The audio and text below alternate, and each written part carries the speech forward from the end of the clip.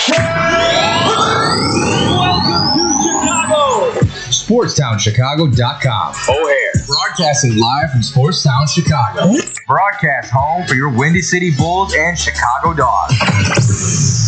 We're in a league of our own. Now, here's your SportstownChicago.com update. At 8:42, I'm Matt Donnelly with your SportstownChicago.com update brought to you by the Illinois Media School. If interested in a career in media, go to beonair.com. With 1 week to go until the final college football playoff rankings are released, the last two undefeated remain atop the rankings with Ohio State and Indiana at 1 and 2. Texas A&M dropped 4 spots to 7 after their loss against Texas. Notre Dame dropped 1 spot to 10, and Michigan dropped 4 spots to number 19. Iowa joined the rankings for the first time this season at 23. A chilly outdoor practice for the Bears at Hallis Hall ahead of their Week 14 game in Green Bay against the Packers. Head coach Ben Johnson spoke today about the challenges the Packers pose for the Bears. Going ahead and turn the page here to Green Bay, and it's a good team, man. They're playing good football right now. They've really come on, especially these last 3 games. Offense is playing at a high level. Quarterback is very accurate, so we got a challenge on that side. And this defense, I think I said it yesterday, might be the best defense we've seen all year. So all hands on deck. It's going to take all 3 phases for us here this week. That audio courtesy of the Bears. After the Rams lost on Sunday, the Bears now hold the number 1 seed in the NFC and look to maintain their NFC North lead on Sunday at 325, where the Bears are 6.5-point underdogs. After losing all 4 games on their week-long road trip, the Bulls look to bounce back tomorrow night at the United Center against the Nets. A win tomorrow would have to come without Kobe White and Kevin Huerter, who are listed as out, while Isaac Okoro is listed as doubtful with a back injury. Tomorrow's game is at 7 on Chicago Sports Network, with the Bulls 8.5-point favorites. After snapping their 5-game skid Sunday at home against the Ducks, the Blackhawks travel west to face the Golden Knights tonight. This will be the beginning of a week-long road trip before they are back home on the 10th against the Rangers. Tonight's game is at 9 on Chicago Sports Network. In college men's hoops, 2 top 25 matchups are underway tonight as number 4 Duke leads number 15 Florida 59-57 with 3 minutes left in the second on ESPN. Number 18 Kentucky hosts number 16 North Carolina and tips off in just a few minutes on ESPN. This has been your SportstownChicago.com update brought to you by the Illinois Media School. If interested in a career in media, go to beonair.com. And you will respect my authority. And now, it's time for the Matt and Lee Sports Talk Show. What's going on, folks? Welcome back to another edition of the Matt and Lee Sports Talk Show. We are joined with one of our favorite guests here, Adam, tonight. And we're going to be talking NFL Bears. We're going to be talking college football and the Lane Kiffin coaching carousel craziness that we've been seeing this year. And fellas, welcome in tonight. Hope you all are doing well. How are you guys doing? Pretty. I can't complain, coming off of Turkey Day, get good food, I love it. I was trying to think of a throwback song with Adam in it. I was thinking of Andy Griffith for some reason, not the same. I was thinking of like 8 Crazy Nights. From, do you know what I'm talking about? No, yeah. Sort of. You know what I'm talking about? 8 Crazy Nights with Adam? Sure, yeah. I've heard of that before. I was thinking, he was playing some song, and I'm not going to get into that. Okay, well, thank you for the reference, Adam. We appreciate it. Yeah. Adam here, he is the host of the Fifth Quarter Show. Adam, where can the people find you on social media? On Instagram, you guys can find me at slim_SHNADY, slim_Schnady. And Lee, where can the good people find you, my man? BROGEODI. There is a hashtag before it on TikTok. Fantastic. And for me, it's Matt_D14 on Twitter. We appreciate you all commenting at us during, after, before the show. We love to hear all of your thoughts. And fellas, what do we think about this? The Bears are the number 1 seed in the NFC. How about it? Never thought we'd see it coming anytime soon. How about them Bears? Good, better, best. Well, 2 things. Bear down, Chicago Bears. Yes, sir. I can't sing the whole song. But, at the end of the day, I mean, I saw this. There was a stat that said this is the first time we've been number 1 in the NFC this late in the season since 2006. And 2006 was the last time we went to the Super Bowl and lost to Peyton Manning. But I'm not saying we're going to go all the way. But this is definitely a great first sign going in the right direction for the first time in years. It is, and I found that bear down instrumental for you, Adam. So thank you. Yeah. Thank you for reminding me there. Giving your take there with the instrumental going. Love it. That'll be $20.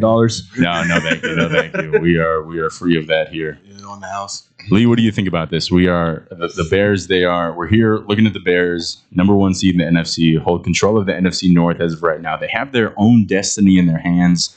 How do you feel going forward with the last 4 or so weeks here remaining? Sheesh, right. Look scary in the beginning for sure. Now, what I like most about this last win, kind of more so seals the deal where we were wondering if it was a fluke. We were getting lucky some of these games, if we were barely squeaking out some that we maybe should have won even better. Or, as they know, as they said, we got away with the Washington one. Got away with a few games. Yeah, you know what I'm saying? They feel like we didn't deserve the Washington one, even though we were winning the first one and they caught that Hail Mary. So, see, I got no complaints just because of the win we got. Yeah. Some of the wins we've had were ugly. Exactly. But at the end of the day, a win's a win. It goes into the column, and it shows where we are now. Yeah, and here's the thing that I find the most impressive. You can tell that the Bears are getting more comfortable each week. And a big question that we've had about the Bears so far this year is a few different things. Caleb Williams play, which I think he came out and played a really good game, minus that one interception. That interception, I look back and I watched it. It was kind of on him. It was a design for Monungai the whole time, and he didn't put it up over his head enough, the defender there. But other than that, he was making some good throws, and it seemed like he was in sync with the rest of the offense. Okay. And Lee, let me ask you this. What is the importance for the Bears here going forward of having these two running backs, Monungai and Swift, that 1-2 punch? How important is that for the Bears offense going forward, do you think?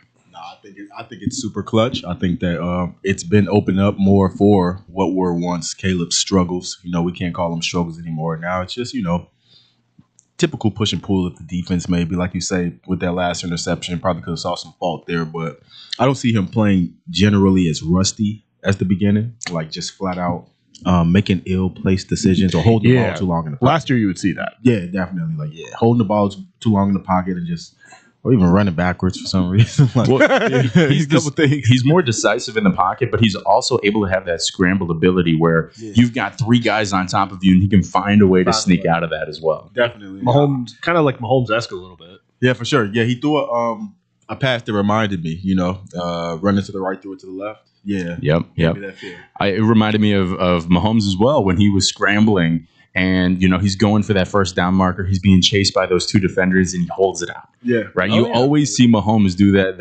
And it's such a simple thing, but it shows so much development, that awareness of, hey, I think it was a 3rd down. We got to get that first down. I'm going to just stretch it out just a little bit more here. No doubt. Yeah, no doubt. And Mahomes ain't scary either. Sometimes they wanted him to dive a little sooner than he does most times. Get out of there. He'll keep going. I say that because – I notice a lot of quarterbacks sometimes stop shy of the first. Caleb's done that a couple times in the last recent games. And we converted anyway. So, that's just how we've been balling. I think Kyle Monungai and Swift definitely pack a punch. They make it easier for his pass game to open up for him. And with that being said, it's a little less a liability for him to struggle. All right. Kind of with Kyle Monungai and DeAndre Swift, that running back duo, I didn't expect it, but it's kind of top notch at the moment. And obviously anything can change, but with the way the running game has improved by the week, I didn't expect it, and especially like Kyle Monungai. Monungai's a unit. 7th round pick out of Rutgers. And this guy is just putting up numbers. Yeah. I know Isaiah Pacheco, Chiefs running back, was also from Rutgers. I don't know if he was a 7th round, but there's something about those Rutgers running backs that they just run with a different passion, a different energy. Magic. Yeah, a little bit. And Swift, he had some magic. And I think, when it comes to this 1-2 punch, it's not only the fact that they are so explosive. The designs, if you look at some of these runs where they'll pull that line to the left just for that misdirection to go back right. Or even if it is just a traditional run kind of up the right guard spot, if Swift has even the slightest little hole, he will go through and get those extra yards after contact that, traditionally a guy might just run in there, get the 3 yards, okay, on to the next down. They're both fighting this late in the season is so impressive. No doubt about it. Yeah, when you see him go through those holes, you can tell like he ain't thinking about a tackle in the world. He's moving swift like he sees them all, but he just runs. I won't even want to say runs with his head down. Mm-hmm. He dodges too. I mean, Swift kind of plays like his last name is. I mean, he's Swift, but like Monongai's more of that like tank. Yeah, because like you've seen it play after play. He will go through the the lineman. He'll go through the defensive end lineman. I mean, we have seen people trying to take him down, and I mean it shows. Like that man will keep running after the play. It can match. It can match Swift as well, the sentiment, but I was definitely talking about Monunga. I saw a clip in my head envisioning him going through some of those holes. It was pretty incredible especially for a rookie. Like they were pretty tight. Like I like one. I will go ahead and give him a shout out on Instagram. Stoner Sports Network. Okay, is one of my favorites. Okay, they're really good. Y'all some good breakdowns there. Good breakdown. Nice. For any sport, they are mostly basketball heads, but they are even with the NFL as well, college hoops as well, female college hoops on there. They'll talk anything and just gives you a little bit more down to earth description. I like that. Yeah, it was pretty awesome, because he was talking about Monunga. I say that because he was talking about Monunga in fashion. We probably would. Like, look at this guy. He's breaking them down like dominoes. Yep. He's watching them like a fan there. Definitely. You know what? And in terms of fantasy, I can't complain. Yeah. I didn't put him in last week. He got 19 points, and it's probably what costed me my win.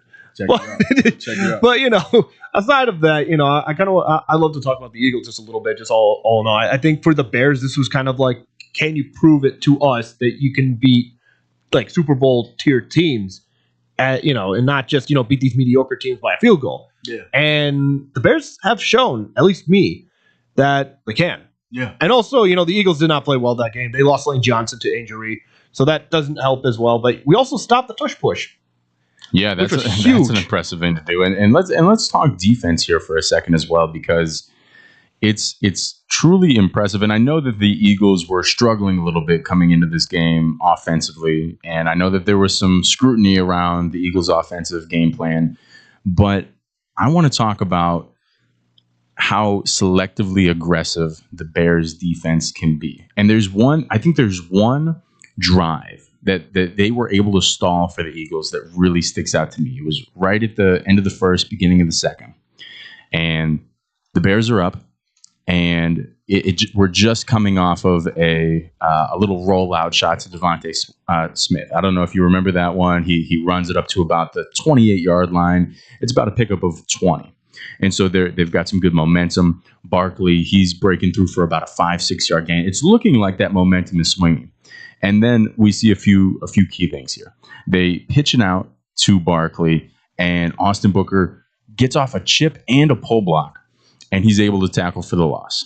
And then the entire defensive line blows up the Eagles' offensive line, and we have a safety blitz on the very next play. And that's that quick pass that Hurts has, and it's incomplete. It forces the field goal attempt.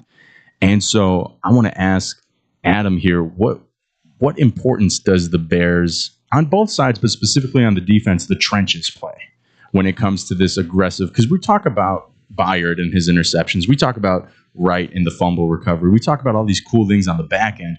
How important is it for the Bears' trenches up front to create these opportunities for the back end? I mean, it's tremendously important. I mean, without the front four with who we got, then might as well give them the yardage. But kind of going back to the point, I think you got to look at it from the perspective of Jalen Hurts. You got to see if you can make him spread the ball to Kevin Byard, maybe to C.J. Gardner-Johnson, Nashawn Wright, who have all again been playing spectacular. I did not expect Byard to be the league leader in interceptions, but at the end of the day, I would look at this as they need the pressure needs to be provided so that passes aren't completed. Pass 101, pass protect, or what was it? Yeah, Defense 101. Thank you. Make sure they can't move the ball. Oh my God! Thank you. I almost fumbled there. See what you did there. Thank you. And I also with the defense, I think it also helps that a system change was needed because Matt Eberflus' system was not working just overall. It's night and day.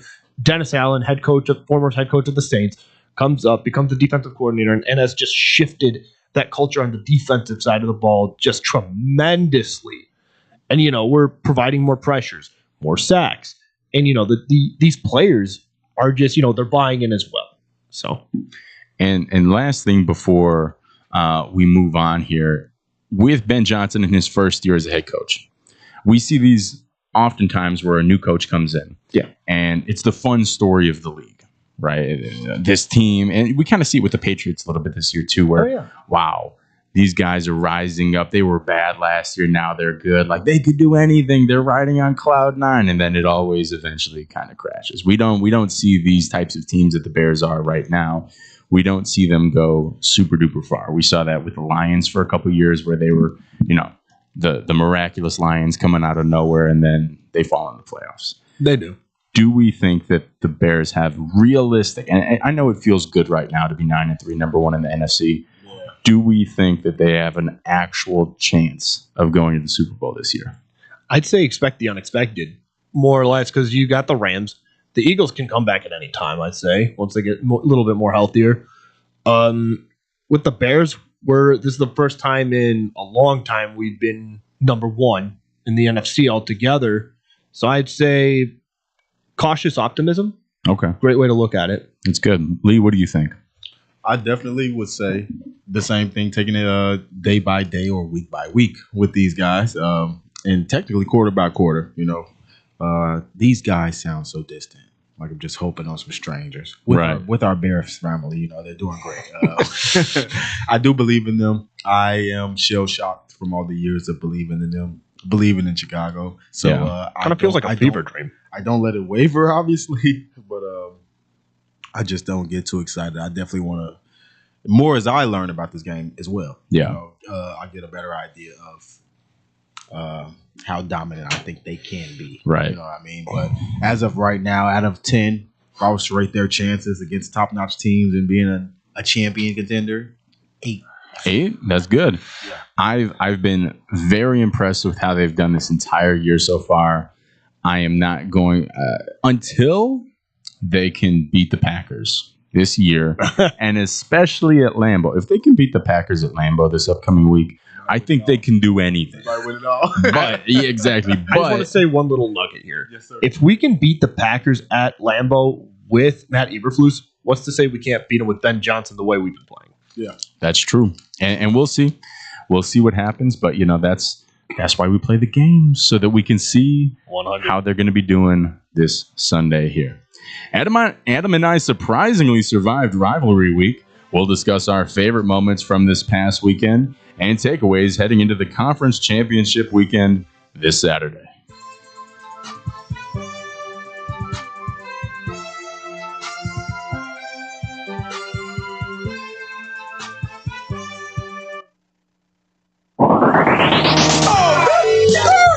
He's right there. It's the bottom of the 7th inning. The last chance to order beer.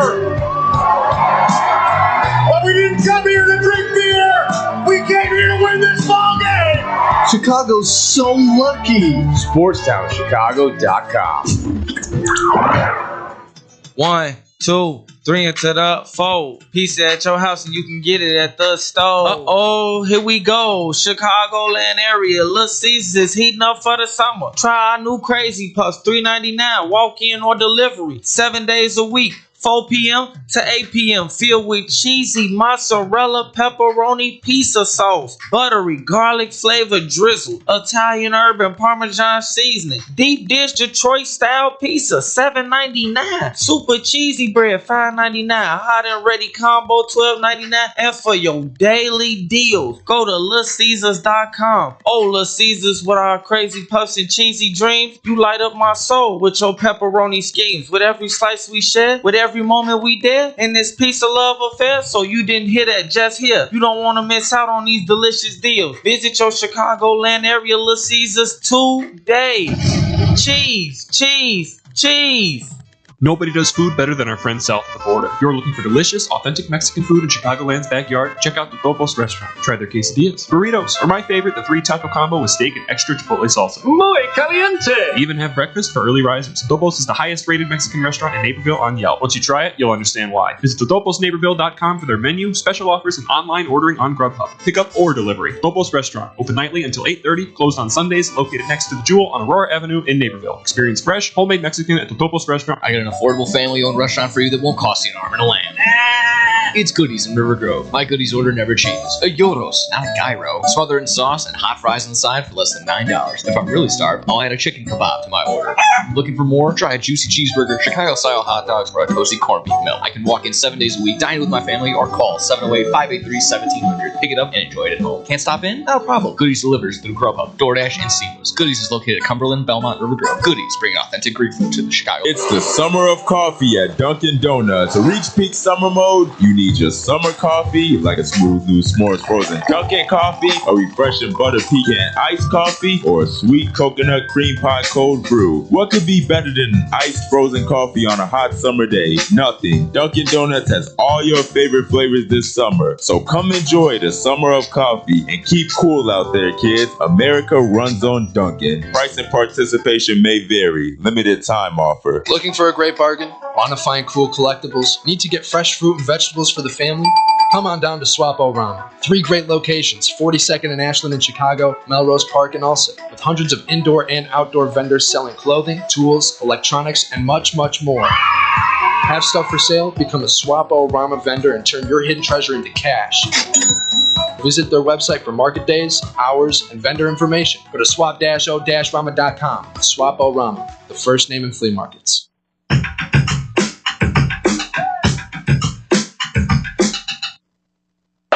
Sand splits out of the pocket. Looks back. There you go. Down the field. Tate. Touchdown. Tate. Home run hitter. Quick pitch to the edge. Coleman breaks a tackle. Lost the ball. Alabama recovers. Deontay Lawson falls on it. And the Crimson Tide, with that takeaway, are going to survive the Iron Bowl, go to Atlanta to play for a conference championship, and in all likelihood, on to the CFP. I think it's safe to say that Adam and I had a pretty fun weekend. Is that accurate, Adam? 100%. It's always a fun weekend when you get to beat your rival, right? Oh, yeah. 100%. And especially, I know you probably forget what it's like to lose to Auburn. I do not forget what it's like for Ohio State to lose to Michigan. And boy, let me tell you, I was thrilled to see Ohio State get that dub on Saturday at the Big House. And a few takeaways I can start with what I viewed as just kind of the best possible way that Ohio State could have won. Mm-hmm. Because when you look at the way in which they went about it in the past, Lee, let me give you a little history here on the Ohio State. Like last year, it was so infuriating. I think I told you last week that I don't know if you have this with any teams where they try and play outside of their identity. And last year, Michigan kept saying, "Oh, Ohio State's soft. They can't run the ball." It's perfect rage baiting for Ohio State there, because Ohio State said, "Oh, you know what? We can run the ball, even though their best thing is throwing." Yeah. And so they tried to run it. They end up losing. This year, not only do they win because they throw, they iced it because they ran. So they were able to do both. And there was a point there at the end. It was kind of fitting because last year Michigan tried to plant the flag at Ohio State. Ohio State wasn't having it. They ripped the flag. People are getting maced left and right. This year after the game, Michigan goes out. They lose by 18, 27-9. They go out right after the game and they stand around their midfield logo, their block M. And they're just kind of standing there guarding it as if in case Ohio State comes over so that they can fight them. And Ohio State just goes over to their sideline and they're hanging out. They jump into the stands with the fans. They're just having a grand old time. And I think the cherry on top is here what Ryan Day had to say about winning with humility. I've thought, as you can imagine, over the years, after winning this game, what I'd say in this press conference, and I'm going to save all those comments because I think the best thing to do is win with humility, and that's what we're going to do. And I think it speaks to our program. It speaks to what it means to be a Buckeye, and we wanted to take this rivalry game back this year. And so the way that our guys played certainly spoke to that. That's probably the nicest possible way somebody can, just completely trash their opponent is to say, we're just going to win with humility. We're going to act like we've been there before. We'll take it easy. You know what I mean? We'll just make sure we don't get too cocky. We know this is something we can do. We will do.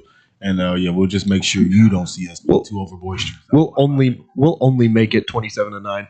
I love it. Yeah, we'll be. And Adam, let me ask you this: as somebody who didn't really have a dog in the fight here, what did you think of Ohio State's performance on Saturday? Well, I'd say, holy crap, you guys did it.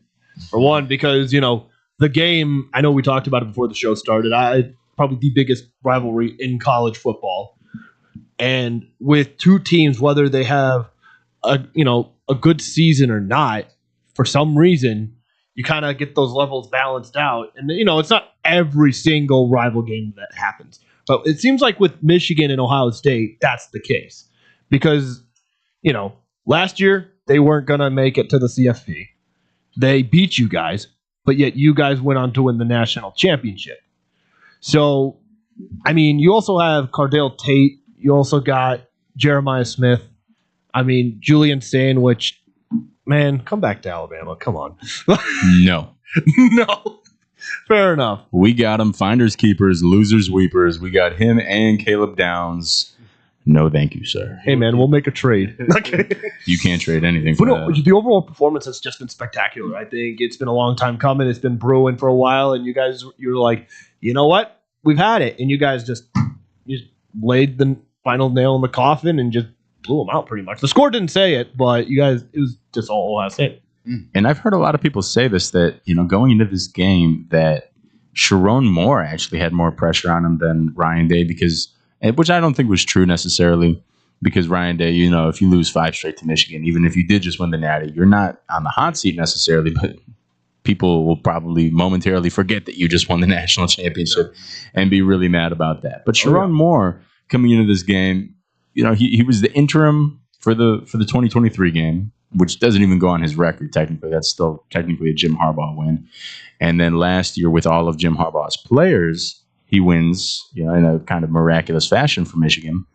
And then this year, it's kind of like this is on him. This is on you to keep it going, right? Keep the train on the tracks, and he doesn't. So I'm interested to see what pushback from the Michigan community and university might have on Sharon Moore there. I'd say for one, Michigan's probably all like, what the hell? Why didn't you win? That's probably that's the nicest way to put it. Because when, again, these two teams go against each other, and if you're on the losing side, it's not pretty. No. As a fan, it means a lot. When you're a fan of Ohio State, so you understand how this all plays out. Oh, I feel it. Because what is the overall? Who's got the most? Michigan's got the most win, or they do. But the thing with that is that rivalry goes back to the 1890s. So there was a period from that point till the 1920s where, if there were 30 games played, Michigan won 27 of them. Yeah. So it's a little lopsided in the early days. I'd say Ohio State has the advantage since 1970. Ohio State would have the advantage just because they've been so dominant in the 21st century here. There was a stretch from the 80s into the 90s where it was for Ohio State fans, we look at it as the dark time of the John Cooper era, where he went 2-10-1 against Michigan, and he'd always have good years. He'd go 10-2, 11-1, but he'd always lose to Michigan. And for a lot of programs, 10-2 and 11-1 is phenomenal. We'll take that every year, but for the Ohio State community, they were not too happy with John Cooper in that way. No doubt. No, and you guys were really good in the 60s and 70s. That's true. Five national The Super titles for Softs that. back in the 60s, yeah. You guys had 5 national titles through that run. I just as a Bama fan, I don't want you to catch up, but I respect your program otherwise. Next Nick Saban, Ryan Day. Yeah. Now, Adam, I have a question for you here. Watching that game on Saturday against Auburn, Auburn's coming into the game 5-6. They've always hung close with teams. Oh yeah, but they can never really finish it. How nervous were you on that final drive? And we heard that in the opener to this segment. We saw that fumble that Alabama recovered to ice the game. How nervous were you that Auburn could go ahead and possibly take the lead there late in the fourth? A little bit scared because, like I said, with this rivalry, it's very close every year, relatively. With with the 2010s, being Nick Saban just blowing out Auburn, but in recent years, it's been closer. So that fumble was the saving grace, I think, because not only did we take time off the clock, it gave Auburn altogether 10 seconds to try to go downfield and score. So, I mean, we won 27-20. We, at the end of the day, we're like, you know what? A win's a win, but this was a little too close. And like you said, Auburn does have a tough time finishing, as what we have seen, with Bray Hubbard getting the fumble, I believe. And he, got it. They recovered it. We, got 3 and outed. Did the kickoff. We should have recovered the kickoff. Didn't. At the end of the day, it was an ugly win. I mean. Yeah, and you don't need me to tell you this. In the SEC, winning ugly is winning. Who really cares how you do it? Doesn't matter if it's played in the mud. Doesn't matter whether it's played on concrete. A win is a win. Definitely. And especially with how tight a lot of this playoff discussion is with all of these 10-2 teams, the fact that you're able to win it all, since it's so tight there, the win is more valuable than how you win, I'd say. Sometimes with these games, it more so depends how you win. Mm-hmm. I'd say in that rivalry setting, it's just all about getting that win, moving on. Ty Simpson, he looked a little shaky, in my opinion, against Auburn there. Is there any concern for you going into the SEC championship game against a historically phenomenal Georgia defense? And they've taken a little bit of a step back from recent years, but they're still a good defense. Yeah. How worried are you about Georgia getting after Ty Simpson in this SEC championship? Yeah, that's a really good question. I'm a little 50-50 on this one, because especially with the way Ty Simpson has looked the last couple of games, just a little shaky, has definitely taken his name out of the Heisman Trophy, race. But even so, I'm going to say, if the pocket can be contained, if the O-line holds up, if he's able to throw the more accurate passes, the great times, doesn't matter whether that's a Hail Mary, doesn't matter, 5-yard pass. But the thing I'm worried about, and like you said, it's that Georgia defense. And, they're going to keep coming at you. I mean, Kirby Smart is that kind of guy who's like, get him, like every time. Some play conservatively, but he's just more like, nah, we're getting this guy. Doesn't matter what it takes. Doesn't matter, what we do. We just get him. As long as a couple of factors need to play into this for the SEC championship game. One, Ty Simpson. Can Ty Simpson keep his composure? Can he play like he did against Georgia the first time around, in the first few weeks of the regular season? And, we won. That was a very close game, as we all saw here. Number 2, can the O-line, keep in contact? Can they be able to protect Ty Simpson in crucial moments, in critical moments? Number 3, will a couple of the receivers, I'm talking to you, Ryan Williams, will he have, slippy fingers or butterfingers? And I haven't watched every Alabama game this year. Has that been something he's struggled with this year, drops? He's had a few drop issues, yes. But it is his sophomore year, so sometimes people go through the sophomore slump. And in most cases, people hope that he does better in his junior year. And, as a junior, he's only like 19. He's going on. Yeah, he's about 19. Yeah. But he enrolled early, I believe. I think he was 17 playing last year, so he might even be just 18 this year. I was at the Georgia game last year. Oh, yeah? How was that? One of the best games I've ever been to. Oh, I bet. I mean, that was probably one of the games of the century. It was. The back and forth. It was incredible. Carson Beck played a dang good game. We made Georgia look like, an FCS team for the first half. In the second half, for some reason, we're like, oh, we're going to win this. And look at how that went. Yeah, exactly. Don't underestimate us. Yeah, exactly. Lee, final question for you here before we move on. In the Big Ten, there's some heavy hitters at the top, but teams like Ohio State and Indiana, they're facing each other for the first time this upcoming weekend. In the SEC with Alabama and Georgia, they're playing high-level teams on a weekly basis. At least by the ranking standard, they're playing ranked teams basically every week. So going into this championship weekend, Ohio State's playing Indiana for the first time this year. Alabama's playing Georgia for the second time this year. Do you think that SEC schedule of playing all of these ranked teams, do you think that gives a team like Alabama, who's got 2 losses, a bit more of an advantage when we look into the playoffs than Ohio State and Indiana, who haven't played that level of competition?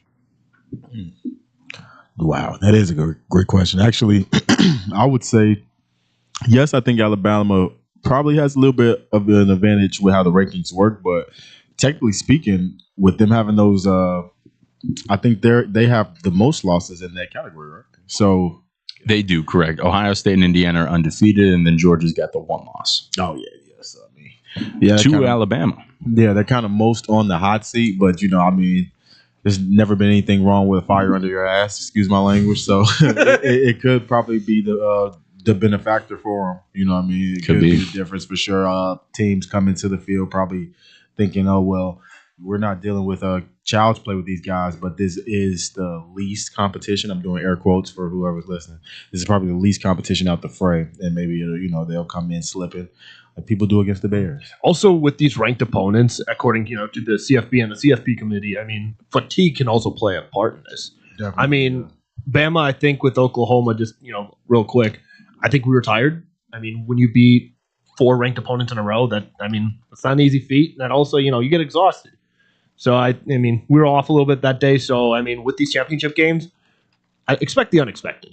I'll just leave it at that. Iron sharpens iron, but at the same time, that fatigue does come into play. Ohio State and Indiana, they've basically been so dominant, they've been able to give a lot of their players extra rest. They could go a long way in the playoffs, but at the same time, what does that rest matter if, you're not playing anybody worthy of it until it actually matters? So we will see how that all plays out. And I'm excited to see how this championship weekend plays here.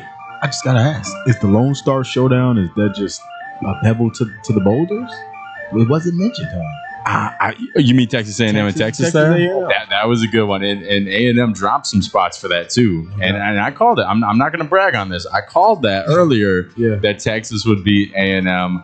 And look at where we're at now. So now Texas A&M's kind of on the hot seat. And it shows how overrated they were. Yeah, I do agree. They were a bit overrated there for sure. So, yeah, I'd say so. Yeah. After keeping us on our toes all weekend, Lane Kiffin made his decision to leave for LSU. Lee, Adam, and I break down his decision and the pushback surrounding it. Chicago sports for sure. SportsTownChicago.com. It's the summer of coffee at Dunkin' Donuts. To reach peak summer mode, you need your summer coffee. Like a smooth new s'mores frozen Dunkin' coffee, a refreshing butter pecan iced coffee, or a sweet coconut cream pie cold brew. What could be better than an iced or frozen coffee on a hot summer day? Nothing. Dunkin' Donuts has all your favorite flavors this summer. So come enjoy the summer of coffee and keep cool out there, kids. America runs on Dunkin'. Price and participation may vary. Limited time offer. When car dealers fight for your business, you win. AutoJudo.com makes car buying fun by letting dealers compete for your business live. Real-time Auto Judo fights are the fast and easy new way to get multiple dealers' best offer on any car you want. It's free and anonymous. Only the dealer you select as the winner of your Auto Judo fight receives your contact info. You're never obligated to buy, so test drive your best deals now at AutoJudo.com. Dealers fight, you say. Yo, check it out. We got the finest pizza in all the land. Italian Fiesta is on deck, and I'm telling you, it's a hit. These pies don't miss. No matter what time you get the munchies. Pepperoni, extra cheese, turkey Italian sausage, they got all the toppings. Italian Fiesta delivers until midnight during the week and 1 a.m. on the weekends. Plus, you can use your Uber Eats or Grubhub if you got the app. And if you ain't rocking with the pizza that night, try one of their sandwiches or pasta. And they have plenty of side dishes, just like me, if you know what I mean. Hop online and go to ItalianFiesta.com or call 773-684-2222. Piece of pizza, that is. There's only one place to watch your favorite sports team and have mouth-watering pizza. Come on down to Moretti's Pizzeria, where you can get a pizza for half the price every Tuesday. Try out our delicious varieties of pizza, sandwiches, and much more. I don't know about you, but a gooey mac and cheese pizza with a size of cheesy mozzarella sticks and watching sports sounds like paradise to me. Stop by at one of our 12 locations near you. We're open 7 days a week, anywhere from 10:30 a.m. to midnight. Visit our website, Moretti'sRestaurants.com, for delivery, catering, and even private parties. Moretti's, we bring the fun. Did you know that Club New in Aurora is the ultimate entertainment complex? Monday nights, it's free football and darts in the sports bar. Tuesday night is league night. Join the pool and darts team. Wednesday night is ladies' night at Club New. All the ladies get in free. Gentlemen pay a $5 cover after 9 p.m. Thursday night starts the weekend off right with college flashback night. Low price drinks, retro music, and an awesome buffet. Friday and Saturday night, it's the hottest dance club in the suburbs. Club New Nightclub and Sports Bar is located at 2121 New York Street in Aurora. You've tried the hit places, but they leave you hungry with an empty wallet. That's where Gretel comes in. They got what you really want. Visit their chic, lounge-like gastropub and try one of Chicago's top burgers, the Gretel Griddle Burger. The house-made bun and garlic aioli set this one apart from the rest. And don't miss half-price oysters, 4 to 6, Monday through Thursday, with rotating drafts, craft cocktails, and portions that don't skip. This is one of Logan Square's best-kept secrets. Monday through Thursday, 11 to midnight. Friday and Saturday, open to 1. 2833 West Armitage. Gretel, let's make this a night. Visit GretelChicago.com for menu and more. Back to your home for sports. Here's your SportsTownChicago.com. At 9:23 p.m., I am Lee Sanders with your SportsTownChicago.com update, powered by the Illinois Media School. If interested in a career in media, go to BeOnAir.com. Today, live in the NBA, the Raptors are leading the Trailblazers 104-90 with 8:55 left in the fourth. Scotty Barnes leads all scorers with 26, followed by Emmanuel Quickley's 21 points. Denny Abia is tied with Quickley with 21. The Celtics lead the Knicks 66-57 in the third with 9:54 remaining. Jaylen Brown leads all scorers with 33 points, followed by Mikal Bridges with 18 points, 3 assists, and 3 rebounds. Celtics are looking to extend their win streak to 3 as the Knicks look to extend their streak to 4. 76ers come out on top against the Wizards in Philadelphia. Final score was 121-102. Tyrese Maxey led all scorers with 35, and Tristan Vucevic followed behind with 16. It should be mentioned Tyrese Maxey has scored as high as 54 points, but no less than 20 in the last 21 games. In New Orleans, the Pelicans desperately try to hold on against the Minnesota Timberwolves with 3:50 remaining. Anthony Edwards leads all scorers with 35 in 39 minutes. And Troy Murphy III is the leading scorer for the Pelicans with 28 points and 3 assists. Notable mention, he has 14 rebounds currently. Timberwolves looking to extend the win streak to 3, while the Pelicans look to extend to 2. I am Lee Sanders, and this was your Sportstown Chicago Sports Update. You know that this was a very challenging, difficult day. You know, we went through a lot last night with Keith Carter trying to figure out a way, to make this playoff, run work, be able to coach the team. And at the end of the day, that's his decision. And I totally respect that. I understand that decision. And, so I just totally wish the team the best of luck, wish that I was coaching, but understand that it was a very challenging position for him and the chance to be in. I understand you didn't attend the meeting today. Why not? Again, I totally respect Keith's decision. So that was his decision? Yeah. He asked me not to come to the meeting and said I couldn't come, but which I totally understand. I don't know that I necessarily agree with that. We're trying to find a way, to make this work and coach the team and give the team the best chance to win. But I also, he's got a job to do, and like he said, he has to live. Lane Kiffin talking about his exit from Ole Miss and giving the reasons as to why it was that he was not able to be the coach of the Rebels in the college football playoff. And Adam, what do you make of this? What do you make of this? Because Lane Kiffin's out here kind of making it sound like he's a victim here. It's kind of what it sounded like to me, right? Yeah. I wanted to coach the Rebels, but the athletic director wouldn't let me.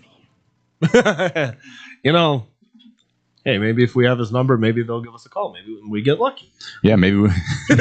No, they're in good hands with Golding down there in Ole Miss for sure. But this is what I don't understand. When reporters ask these questions to these coaches, like, why'd you leave? You had such a good thing here, and you're in the SEC. You're competing for a playoff spot. Why would you leave? And they got to say, well, it was a family decision. We thought long and hard about it, but it's just what's best for me and my family. You know why it's best, Lee? Because he's getting paid $91 million over 7 years. They'll never say it in these interviews, but that's the reason why. Yeah, maybe it's a clean escape for lying. You know what I mean? But without lying. Like, Yeah. my family, it's a family decision. I think the family would agree with 91 million too. I think they would, and he's not lying by any means with that. But It's a happy lie. It's his way of politely saying they offered me more money, and also at the same time, LSU. I don't know if you agree with this, Adam. LSU is a more desirable coaching position than Ole Miss. Hands down. I mean, and we were just talking about this, I think, during break, and we were talking about, in terms of markets, big difference between, Louisiana and Mississippi. With Mississippi, I mean, Oxford, without Ole Miss, would you guys have heard of Oxford, Mississippi? No. See, and then Louisiana, it's near Baton Rouge. I know Tulane is, but LSU specifically, when you have the market that it has, the resources are expanded. Meaning you got more NIL money, which I believe Lane Kiffin was given $25 million for that. He was, yeah. And then, like you said, $91 million 7-year contract. I mean, there's nothing really that says like, hey, this might not work. I mean, Lane Kiffin's like, give me that. I don't think that anybody is even upset about the fact that he's leaving, because anybody with logical thought will say they're paying you more money. It's a better position. We're going to take it. Well, the Ole Miss fans are. Well, I'm sure they are, but I think they could understand it a little bit more if he went about it maybe in a different way. Yeah. And in a way that didn't include the entire weekend being dragged out. All of the, postponements of announcements and, we're not going to get it done tonight. We're going to have to meet with the team tomorrow. All of this stuff, it just kind of made it seem like, in a way, he was dragging it out so that it could be the spectacle that it ended up becoming. Oh yeah, and if he was going to leave, I know it's easier said than done. Now, maybe there's a reason you got to delay it, and like you said, to make it like a big spectacle. But just be like, yeah, I'm leaving. Just make it easier on the media, on the fans, from people watching all over the country. Because for one, in terms of especially the recent coaching vacancies and the ones that got filled up, he was one of the bigger dominoes to fall. Indeed. Yeah, definitely. I heard they were trying to run his car off the road. A couple unhappy fans. I believe it. Down in the SEC country, I believe it. It's more than just a game. They were like, you know what I'm saying? So, I mean, oh my God. I'd be pretty peed off too. I looked up, he went 11-1. Yeah, and they're going to be in the playoffs this year. And that was part of it as well that I think rubbed people the wrong way, is the fact that, look, LSU clearly wants you. And so the idea that you're going to essentially abandon the team right before the playoffs to go, in my opinion, to I don't know if this is confirmed, but to get a head start on the recruiting trail at LSU, because I know that kind of handicaps some teams when they're in this competitive final month and a half so of the season. They're losing out on this recruiting time, and where he can go and recruit freely. I think a lot of people, and again, it's his decision, it's his life. He can go about it however he wants, but I think a lot of people would have rather seen him finish what he started with Ole Miss, and then at the end, whenever that season ended for Ole Miss, then go over to the LSU job. I mean, and that's more, the classy way to finish. Like, hey, we did it together, or, we came close, but you know what? We're still, family, not the Brian Kelly family, not that, but family. After we heard that, I think we were all like, yeah, this isn't the guy. Right. But no, with Lane Kiffin, I think a lot of people would have liked to see, especially like Ole Miss and the fans, like, God, they're probably not taking it very well. But yeah, end it classy, be like, hey, thank you for the time here. I loved you guys. This has been a tremendous 5 to 6 years that I've had, and we've built something special here in Ole Miss. But, I mean, took a little turn and was like, yeah, I mean, $91 million, I can't reject that. Ole Miss, yeah. Yeah, and to all of our viewers listening and watching as well on the stream here, make sure to hit us up on social media and let us know your thoughts on, do you think that Lane Kiffin could have gone about it in a different way? I know that we've seen a lot of people have different opinions on it. We'd love to hear from you as to what you think about it. Lee, what do you think in terms of, should he have postponed it till after the season, or do you think this was the right move now? It's almost like he did him a favor. Like, he was just like, you know what? Yeah, I've got other, things in my heart. You know what I mean? I got other desires, I should say. Obviously, I'm trying to give him a little more depth than just leaving his dynasty for the money. I know money is very important, but maybe there was something else. You never know. Yeah, and I mean, it's one of those tricky situations where do you want to be fair to your players in the sense of finishing it out with them, or do you want to be fair to them in them having a coach that is fully there and present? Because I can only imagine the preparation for playoffs. If you're not fully in it, if you know in a month I'm going to be gone, you're not going to be giving your all as much as you want to. You're not going to be giving everything you have to making that team a championship winning team. Yeah, the mindset of winning in the regular season versus the playoff completely different. Yeah, I mean, look at Ohio State for example. Like Ryan Day, just when it comes to there we go. When it comes to flipping the switch to just from going to the regular season, like finishing off the game, now you're going to the Big Ten championship, probably going to win, in my opinion, and then going to the playoffs. I mean, you got to take some bigger steps there into progressing the playbook. I mean, things got to change. You don't want to be in, a readable offense or defense. It's a nightmare, especially for big teams who are trying to compete in these big time games. So, I mean, again, with Ohio State and Bama in the past, we've come up with great plays to just show dominance. We've also, the recruitment's been off the charts. So, with that being said, I mean, with LSU, kind of changing it back to LSU, Lane Kiffin, they're getting a guy who can bring LSU back to prominence. Now, will it be under the Ed Orgeron year in 2019? Well, that's a wait and see kind of year. But when it comes to money, here's something that I saw a couple days ago.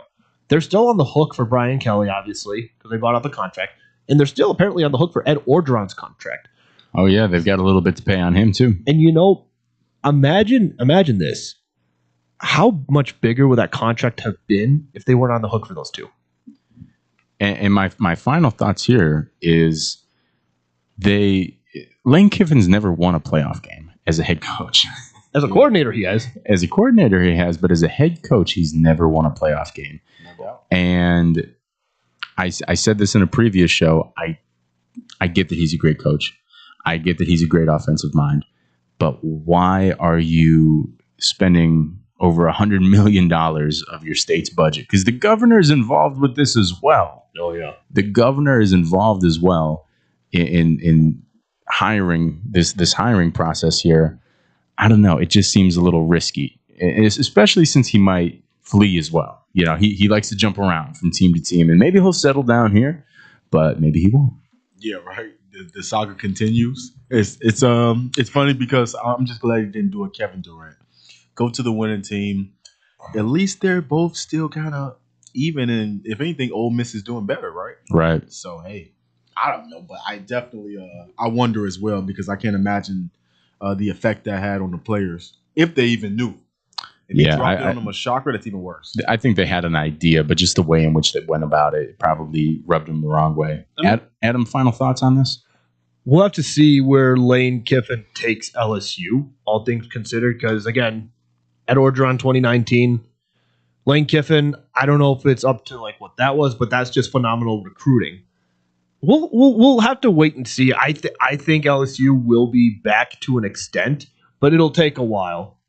Yeah, he's definitely got to do some deep recruiting there, and I think he'll be able to. But again, it's always a transition process with colleges, and we'll see how that plays out for them. Fellas, thank you very much for joining us tonight, and thank you to everybody at home or on the road listening or watching us here.